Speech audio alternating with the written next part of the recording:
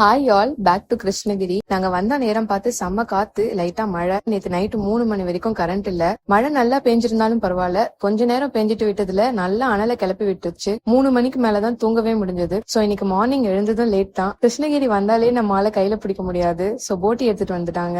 Last time குடல் குழம்பு video போட்டப்ப நிறைய பேர் ரெசிபி கேட்டிருந்தீங்க.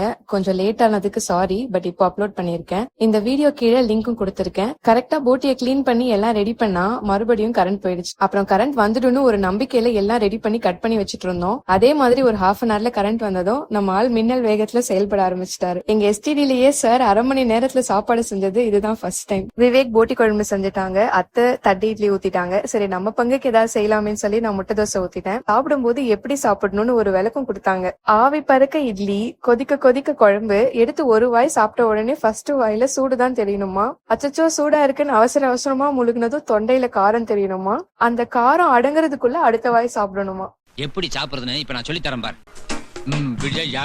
ஆனா வேர்த்து விறுவிறுக்க காரசாரமா அப்படி சாப்பிட்டது கூட நல்லாதான் இருந்துச்சு.